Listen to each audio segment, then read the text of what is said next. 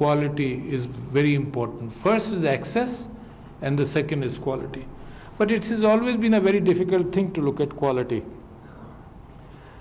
If you consider that you have to have a good product, in our normal routine lives, we look at quality in two forms. We look at the product, and we look at the people selling the product or developing the product. And the product has to be good and will be good if the people developing that product are good. So there are two issues, primary issues. And this is not a problem really, it is a continuous dynamic problem. It can be called an issue today, but it has to be modified. Even in the most developed of countries like the United States or in Europe, there will be a continuous improvement of quality based on better human understanding, better technological availability of inputs, and studies in which it is learned that this is the manner in which people understand an issue better. It's a continuous learning process in life for us and in institutions as well. Whenever I look at an issue, and I believe that is what you all would be doing, whenever I look at an issue, for example, I identify it, and like Dr. Tariq Benori said, you define the issue. I identify it. And then I fence it. I make sure that I do not include issues which are unrelated at the border of my concern. I fence it and I say this is the issue, whether it's a dynamic issue or a static issue, but this is the issue. If I need to have quality improvement yearly, and it has to continue all my life and in the life of the institution, but this is the issue. The second thing, then it comes to the fact that whether I am committed to it. Commitment is very important. How committed am I? Therefore, I believe that the establishment of Quality Assurance Agency is the first level of commitment where you established a sub-institution to look at quality. Then that commitment from me can be, if it's a smaller issue, it can be a family issue, it can be a national issue or international situation. So the commitment has been defined that we have to do it. Then you look at solutions, you define solutions, you look at your own experience and the experience of other countries, you learn from other people.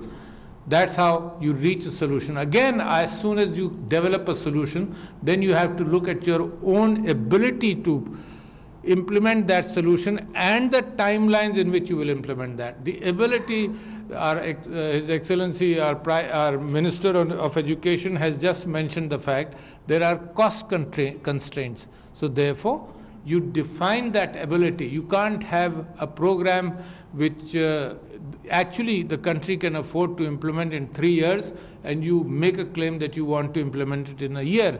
What happens then? There is frustration, and the fact defeatism creeps in. So therefore, timelines are very important in whatever you decide to do. And I believe by the end of this conference, you will be talking about this. My frustration, for example, even at the Office of Presidency is, for the people, when they evaluate people, and I'm sure very important issue for me, for example, in decision making, is selection of people in higher education. Those which come to me, for example, the vice chancellors, etc. And I found if I look at annual reports of people, they're standard. There's no distribution in that. Everybody is excellent. Now, I have a file in which I am not able to discriminate between 1, 2, 3, 4, and 5. Everybody is perfect. So therefore, in the current reforms which are being done by Dr. Ishrat Hussain, he has looked at evaluation reports, yearly evaluation reports in the bureaucracy, and he has said that these reports should have a statistical distribution. And as you are experts here, I don't need to define to you statistical distribution, that there are averages and there are better and there are poorer. And all reports stemming out of different departments or ministries should have a statistical distribution. Otherwise, the reports are not valid. So the first problem which I came across, and I do come across all the time, are these in annual reports with no statistical distribution. Now, I have been evaluating people for fellowship examinations in the College of Physicians and Surgeons almost the last 20 or 30 years. And we came to conclusions that somehow all examination systems, and that is evaluation systems, whether it's you are selecting people for these important jobs, or whether you are educating people and then evaluating your students, in all those areas, you have to have an objective-based system rather than subjective. When I got educated, there used to be a theoretical exam, and then there was a practical exam. And the major part of the practical exam was the viva. And every time people came out of that viva and you asked me, viva kaisa hua? Viva acha hua. Viva bahut kharab hua. Wo mere piche pad gaya.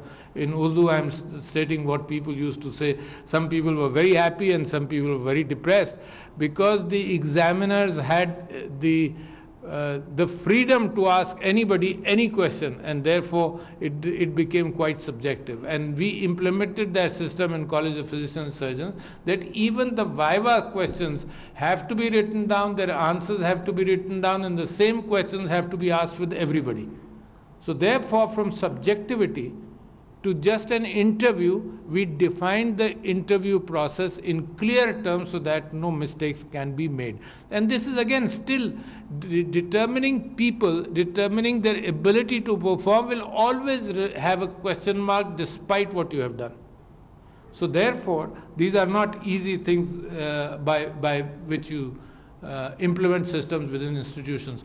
I have been running my hospitals or 2 dental clinics, and I implemented on my own the ISO standards, wrote it myself, because I thought that if I get a company to be able to write that, I know how to improve my system. So I wrote every process down in determinable quantities and efficacy to be signed off by every employee, including myself.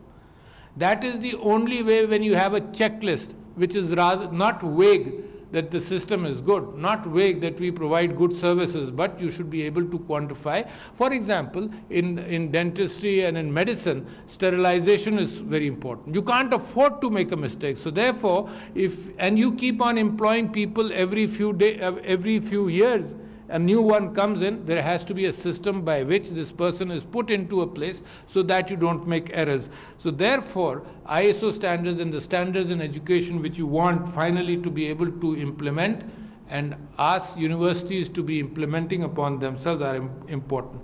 So there are 5 or 6 levels. You evaluate students. We have to learn the best way to evaluate students, not to make mistakes. Evaluate teachers, and also at the same time to build the capacity of teachers to impart education according to the newer learned trends and technology. I think Pakistan has to struggle for that, and it is very important. Today, I have continuously been talking about with the Higher Education Commission the fact that from institutions there is so much knowledge available in the clouds that what Pakistan can best do is also keep on sending people abroad for them to learn and come back. But this is a huge time situation. People go out 3 or 4 years spent abroad doing PhDs, then coming back and imparting education.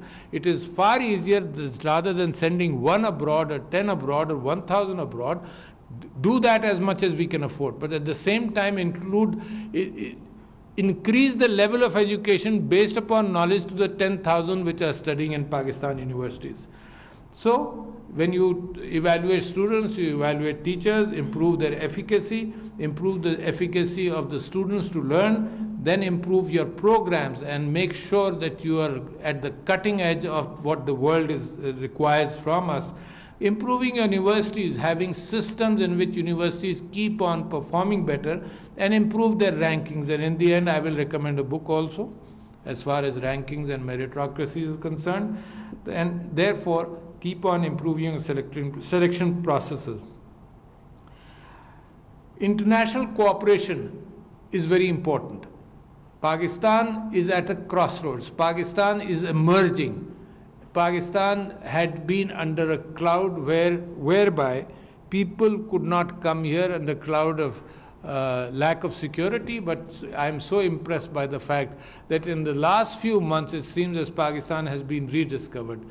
The Queen of Netherlands was here and moving around in Lahore, in the shops in Lahore, and the Prince of Wales was here. Prince Andrew was here and his wife was here to Pakistan. All of us, Prince William was here and his wife was here, and they moved around throughout Pakistan. So therefore it is important that at the time when Pakistan is becoming visible to the world all of a sudden, and there were very high hopes. There are good indicators in the economy, there are good indicators in the systems. We are looking at so many social programs at the same time, but the most important part is the ministry which Mr. Shafqat Mahmood holds is education. We have to educate our people. We have to go to the cutting edge of, with 200 million people. We have to have a good quantum of people who can uplift our own rather than looking at outside and looking at help all the time. We have to improve ourselves. Now in the end, while I believe that it is so important and this conference is very important, I believe it is that we have structures, we have institutions, and those institutions, rather than establishing new institutions, when I'm a chancellor in 25 universities and they keep on coming and telling me that we want to expand, and I keep on requesting them that you should expand. But at the same time, the first is that you have a building, you have people, you have teachers, you have students. You improve what you deliver. Like I made a statement a few days ago also, that we churn out about 26 to 30,000 software technologists, but not a very significant proportion of them do not get employed because the market wants better supply of a better qualified person, and we are not able to provide it. So that's where quality again comes in. You have a building, you have made all the investments, but the fact that knowledge which has to be funneled into my brain or the brain of that person who's sitting there, that it has to be more efficient with better syllabi and better techniques and responding to what the society demands. So one of the important things in which I communicate with the Higher Education Commission is the fact that the university should be looking at markets. What markets mean what the society wants. Everything is not a market. What the society wants, and the university should be doing what is beneficial. At the same time, the Education Minister has mentioned financial constraints. We also have to bring our universities and the Vice Chancellors and the university system itself to look at cooperation beyond the government. Look at cooperation with industry. Look at cooperation as far as research is concerned with other institutions as well, outside and inside the country. A lot of, in fact, all institutions in the world have some cooperation with the market for their funding. So that is one area which we keep on looking at. Now, in the last, I mentioned that I would recommend a book. It's on meritocracy by Stephen Mao. It has been translated into English, but it's a very good book which brings me to the last point. And my last point is, it is important that we have to churn out very efficient and very people who become achievers. But at the same time, I would like to stress as a layperson that education should be a pleasure. Education should be enjoyable. We are not creating stressed individuals. We should not be creating people who are perpetually under stress of achievement and perpetually who are elbowing each other away and perpetually who are under stress. This is a society which requires a balance, which needs a balance. 50 years ago, when the world resources seemed to be enough, it was fine. But today, there are areas where you have to develop human intellect, but at the same time, understand what the society is all about. There is much more beyond just elbowing people and just achieving excellence.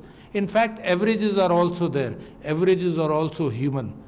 So therefore, all the struggle only for meritocracy is fine, good, but at the same time, at the pace where the human mind and the society and the families of these students can absorb it well. Thank you, ladies and gentlemen. These are all the ideas which I have. Thank you.